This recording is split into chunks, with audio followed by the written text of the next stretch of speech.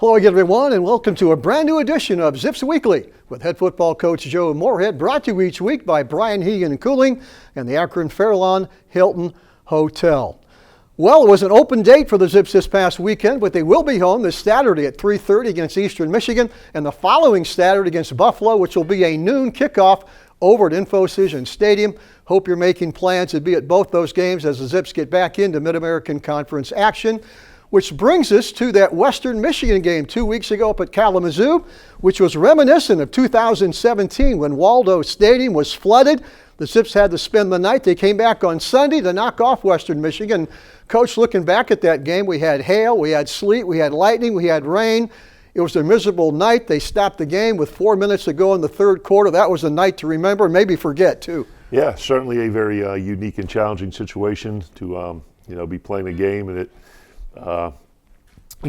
be delayed for over 5 hours. So you're sitting in the locker room kind of just waiting for the weather to pass through. And then, I guess basically did extend into the next day. But yeah, certainly a very unique challenge. Up until that point, Coach, I thought you were playing a heck of a football game. You were up 17-0. I talked to you after the game.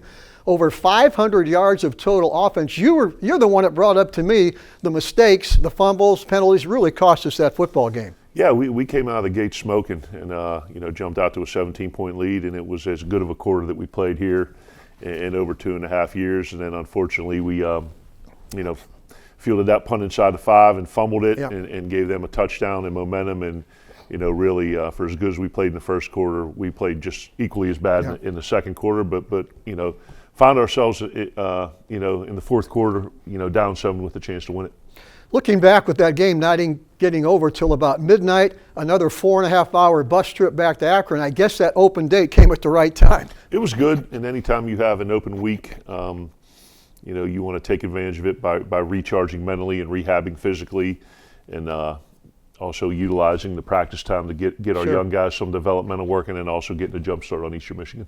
Right now, let's go back up to Kalamazoo, Michigan, a couple Saturdays ago to pick up action. First quarter action, the Zips win the toss and they defer, but they come out, Coach, pretty good defense. And as we said, you're going to score in your first 3 possessions. Taking a look right now at the defense as they're going to come out and really did a good job of stopping Western, who's a high-scoring football team. Yeah, they scored, I think, 48 this week against Buffalo, and we knew that was going to be a challenge with the big, strong, physical offensive line, the Wolf kid back there, more of a pro-style kid, and defending the run and the pass. Here comes a big play right down the field. Adrian Norton, one-on-one coverage. He beats it and comes up with a big catch. Yeah, good RPO there. So we had been running that flat route a bunch, then we were in a stock and go. Adrian got behind number 1, who's a very good corner, and good explosive play there.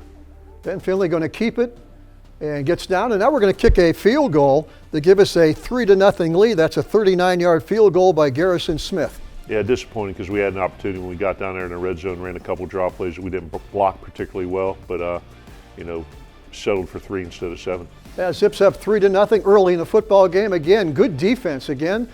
Their quarterback is that drop back passer, another big one. They have big quarterbacks in this league, Coach. Yeah, did a really good job, I think, early on, mixing up, max dropping 8 and then bringing some pressure, and we're able to get off the field. Zips get another explosive play on their second possession.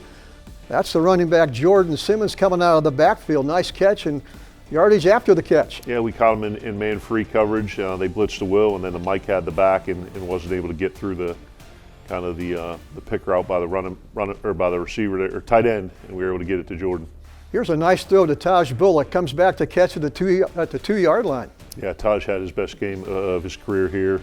I think 2 for 2 passing, 54 yards receiving, a couple rushing touchdowns, and he did a really, really good job in his role. Yeah, catching that from ground level. Taj Bullock in, the extra point is up, and all of a sudden the Zips are up 10-0 early in the football game, but they're not through yet. No, gave a little bit of bend here defensively, but eventually we were able to hold. I think it might have been a 4th down stop, and then got us the ball back. Again, pretty good defense, and the Zips are going to come right back and go down the field again. Charles Kellen with the run, and I think Finley's going to hit Israel Polk, who's a young kid that just picked up from Pittsburgh. Yeah, a little RPO there to Polk off of the tight end flock, and then another one back to AD.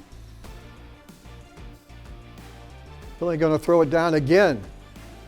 to Adrian Norton, is going to take people with him, going to get down, and once again to put Taj in the lineup, and he picks his way into the end zone. Yeah, same thing. We had a little RPO there, bluff route to the running back. They covered it up pretty good, and then his second option is to run it. And good patience, good job seeing the backside backer fly over the top in pursuit, and ran it into the voided area.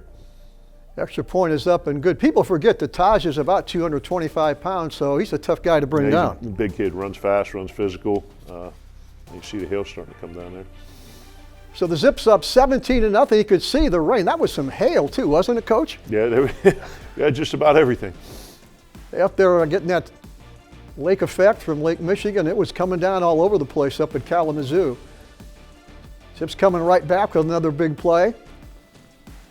Yeah, good to get the ground, like you mentioned, get the ground game going again for the second week in a row. And we're generating a bunch of explosive plays in the air and on the ground. 6:20 left in the first half. Zips still up 17-7, and now 17-14. Yep, we were driving. Even after the muffed punt, unfortunately we had a fumble by Kellum that gave them the ball, and then another interception. So 3 turnovers in the first half. It's tough to win any game, let alone a close one in the MAC with providing extra possessions for the other team. Zips with the football here late in the first half, trying to make something happen, Coach. And nice pass again. I think that's Israel Polk again with the catch. Yeah, it's Granger there. He actually had a nice game, and dropped the pass down there late in the half that would have put us at the 15-yard line. I believe missed a field goal there as well. So left some points on the board in the first half, and certainly as a tail 2 quarters as well as we played in the first quarter. Just weren't able to play great complementary football in the second quarter, and found ourselves behind. We're going to take a break, come back and watch second half action right after this on Zips Weekly. It takes attention to detail. With your local Bryant dealer, you're getting more than just a technician. You're getting someone who pays attention to your needs and the little things that make a big difference. It takes a dealer you can rely on. And to keep your family warm this winter, here, let me show you how this works. It takes Bryant. Bryant, whatever it takes. And to keep your family comfortable, it takes E.H. Roberts Heating and Cooling. Find them at ehroberts.com. Dear Dr. Roque, thank you for being an amazing faculty member at the University of Akron. I have definitely become a better version of myself throughout my time at UA with your help. Wow. Thank you. It's all about the students. They're more than just names on tests. He has been really there for me. There are people that are there to help you understand, whether it's material in a class or it's just life advice. Gotcha. Okay, welcome back to Zips Weekly with head football coach Joe Moorhead. We are at halftime watching highlights of the game a couple weeks ago up at Kalamazoo, Michigan against Western Michigan. We're at halftime. Western leading right now 24-17, but Coach, you're going to get the football to begin the second half, and they're going to go right down and tie up the football game. Yeah, great job by our guys. Getting some field position here with the kickoff return, and then, like as you mentioned, driving right down the field, mixing up the run, the pass a little bit, and find a way to get this game tied up. It's Jordan Simmons going to get some yardage to the right side, and I think this is the big pass play, maybe from Finley to Adrian Norton, right over the middle, and he's going to make some yardage. He had a great game, Coach. We're going to talk about him in the next segment. He seems to get open. He's got good hands and gets yardage after the catch. Yeah, kind of got back on track with our third down conversion percentage. We talk about that and red zone touchdowns, and it was good to be able to extend some drives with some good conversions. There's Finley again outside. I think that's Taj Bullock with the catch. Yep. So when you're able to mix the run and the pass effectively, force the defense to defend the width and length of the field, makes it much more difficult to defend. Zips running the football and getting in position to tie up the football game. Nice pass down to Jordan Simmons down the sidelines, and that's worth one more look. Yep, common man coverage again, and we're able to get our Taj package in there, and they stopped us on the first play. Came out, played cover one, and we were able to punch it in there with Jordan. Yeah, Taj kind of drew that defense to him and then just handed it off to Simmons, and nice block on that right side. Yeah, he did the rest.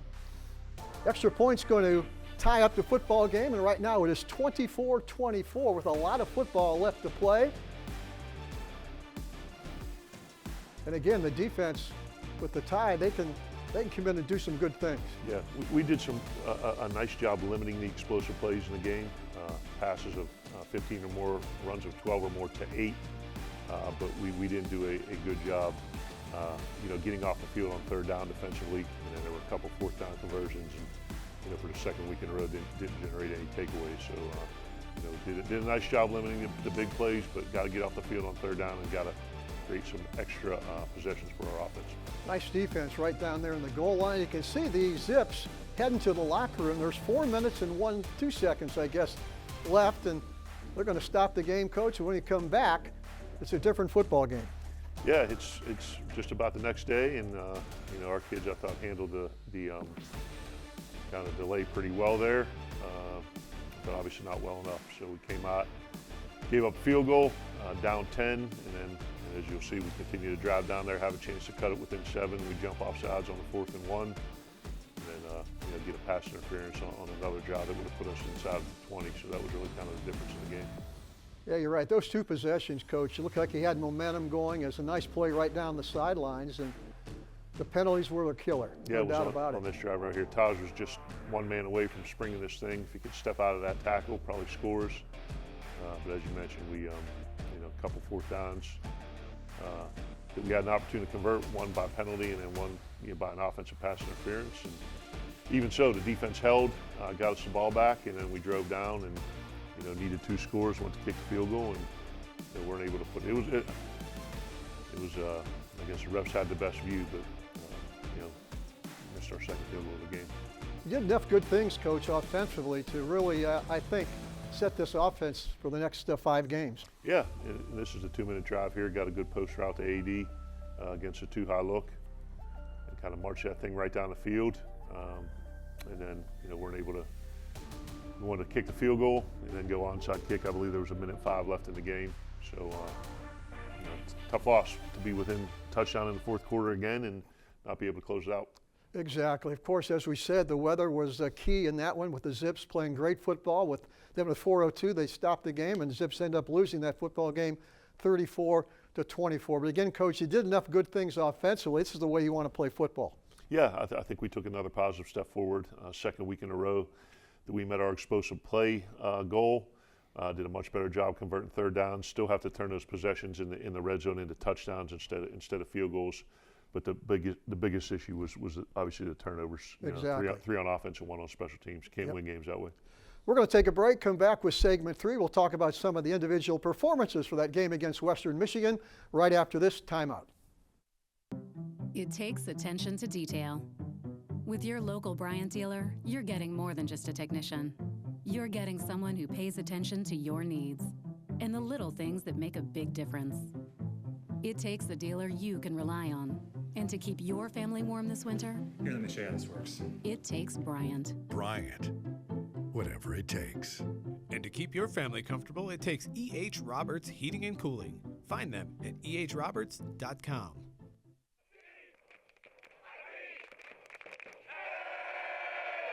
Come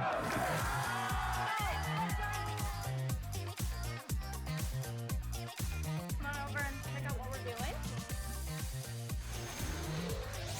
Let's go!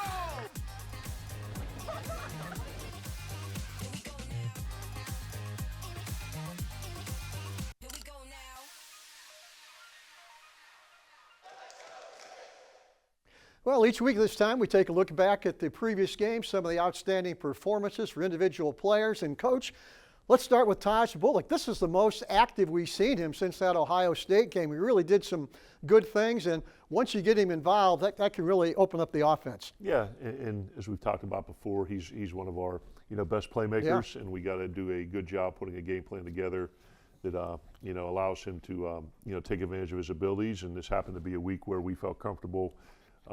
Based on what Western Michigan was playing defensively, that we can get Taj, as you mentioned, involved, and he made an incredibly positive impact on the game. I did not realize that he could catch the football the way he ran up coming out at either a slot or a wingback. He's got good hands. Yeah, he's got supernatural hands, very soft, and that's, I think, to his credit, he's in the quarterback meeting room with myself and Coach Schuster. he has to learn everything from the quarterback standpoint for those reps in the game, but also has to learn what the tight end's doing and what the wide receivers are doing.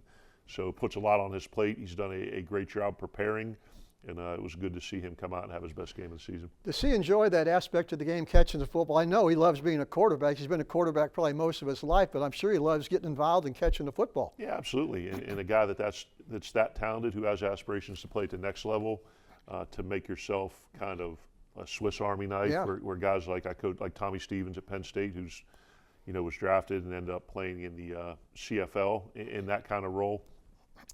In the Taysom Hill. I mean, there's roles for guys that have a true quarterback skill set, but could do a bunch of other things with the ball as well. Let's talk about Jordan Simmons, the young man that played at Michigan State, now a member of the Zips football team. 160 yards of total offense. Another guy that can catch the football or run the football. He's done a nice job, a lot faster than you think. When he gets into the open field, his last 2 games have been his best since Rutgers.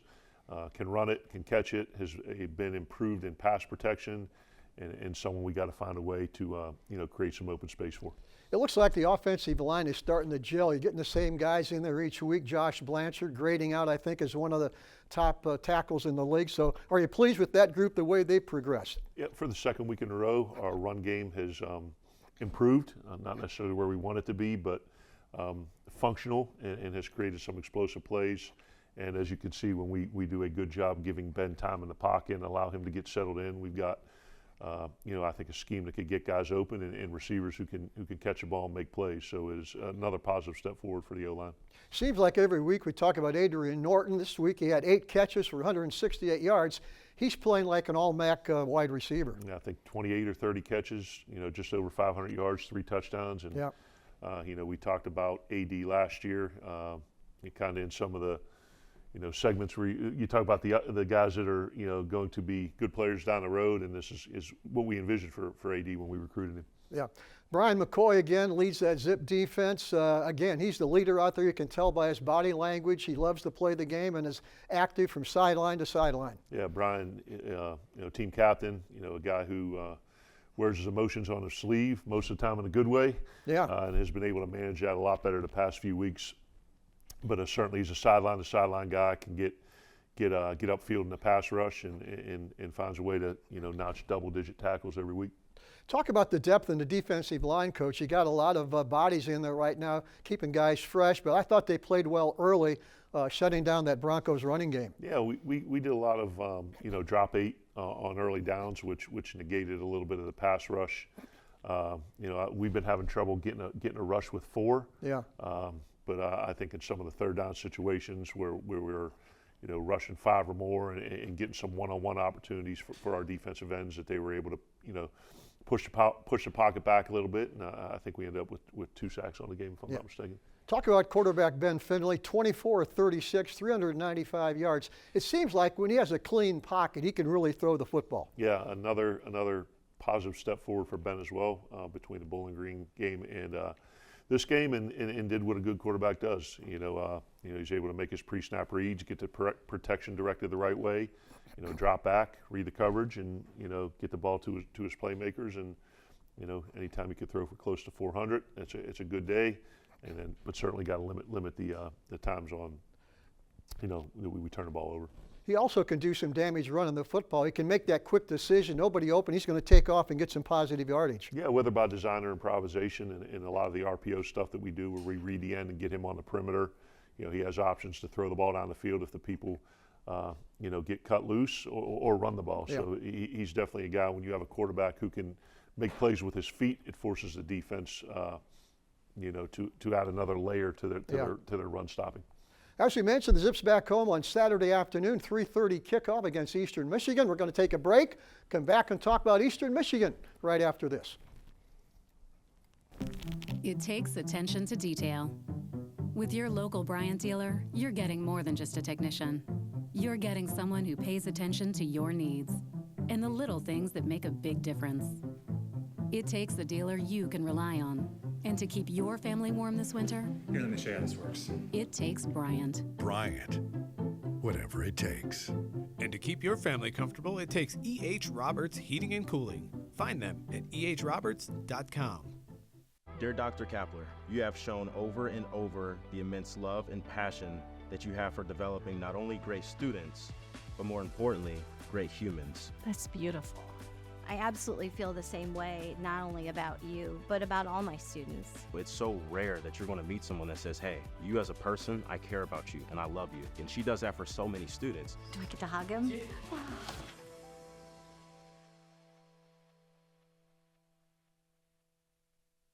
Well, the Zip Scouting Report brought to you each week by the Akron Fairlawn Hilton Hotel. This week we're talking Eastern Michigan. That's right, the Eagles will be over at InfoCision Stadium Saturday afternoon for a 3:30 kickoff. Right now they are 5-2, 2-1 in the Mid-American Conference. And coach, they came from 18 points down on Saturday to beat their arch rival Central Michigan 38-34. So they're coming in with a lot of positive momentum. Yeah, scored on the last drive of the game, and were able to get a stop defensively to hold off and win it. And you got to give a ton of credit to Coach Creighton. He's done an excellent job, very methodically building this program where, on a yearly basis they're bowl eligible and in contention for, the MAC championship. But that was a huge win for them over their rival Central Michigan, and they're going to come in sky high. Yeah, Coach Creighton's been there now. I think this is the 11th year up at Eastern Michigan. They're a high-scoring football team. They put 52 points on the board against Kent. I think they had 36 against Jacksonville, 37 against St. Francis. So they can move the football and put points on the board. They can. The Buffalo transfer, Cole Snyder, the quarterback, is the guy running the offense. They do a really nice job, mixing up the run and the pass. The Mims kid is a running back. They got Marcus Allen, the Wisconsin transfer at wideout, who's making a lot of plays, and pretty balanced behind a strong and physical offensive line. Yeah, Cole Snyder's, again, we talked about him last year when he was at Buffalo, but he's got almost 1,500 yards passing, 7 TDs for the season. So he's a guy, this is his third school. I think he started at Rutgers, and now he's at Eastern Michigan, but he's a guy that is used to playing in the Mid-American Conference. Yeah, and we've seen him, the last, 2 years at Buffalo, and he's got to graduate at some point. Yes. So he's put together a nice year, as you mentioned, 1,500 yards passing, 7 touchdowns. A guy that can, he's not necessarily a runner, but he can make some plays with his feet, but does a really good job directing the offense. And they've got a good field goal kicker, a young man named Jesus Gomez, has a 50-yard leg. He had some big field goals this past week against Central Michigan, so they're a good football team, and they will be a challenge. I wanted to ask you, Coach, we always talk a little bit about recruiting, but maybe you could explain what the NCAA did a couple weeks ago. They eliminated the letter of intent. They shortened the time players can enter the transfer portal. In your opinion, is that a good move, a confusing move, or how do we handle that? Yeah, I mean, they asked for the opinions of a group of 5 coaches, but I don't think they ever really consider them or listen to them. So, I mean, that's an exercise of futility. But, that's above my pay grade. Yeah. And certainly the direction of college football is one that is allowing student athletes to make decisions that are in their best interest, and I think that's good for them. So the whole NIL grant and aid thing, I mean, when you're getting to the point where you can pay the players, that becomes a moot point to a certain extent. But there did need to be some regulation with the transfer portal. I think it's great that kids have an opportunity to, find a school that's the best fit for them. But there does need to be, in terms of roster management and end of the season and heading into spring ball, that there needed to be something done to adjust that portal window. Yeah, we talked about maybe some of the progress of your younger players during the break, Coach. And again, these young guys can play 4 games and still retain that year's eligibility. Any of those young guys that can plug in the last 4 games that could help us, and they're still going to remain freshman eligibility-wise? Yeah, the guy on offense that we've been bouncing back and forth between the travel roster and the scout team has been Kyan Mason in the slot. Yes. Just got to put some size on him, but he's a difficult guy to cover. He's very fast, got great range of direction. Catches the ball well. In terms of young guys, he's been the one that's, closest to seeing action in the game. I think he's up with St. Ed's out of Cleveland, and not a real big kid. I remember him in high school, but when getting to that second level, he can cause some problems. Yeah, he can go. So I think it was Ed's to Glenville, then back to Ed's. Did a really nice job for Coach Lombardo there. I think won a state championship his last year. Has value as a receiver, and then certainly, working him in the return game as well. Looking forward to seeing him play, and of course watching the Zips play Saturday against Eastern Michigan. Coach, best of luck against the Eagles. We'll see you right back here next week with more Zips Weekly. And always remember, go Zips.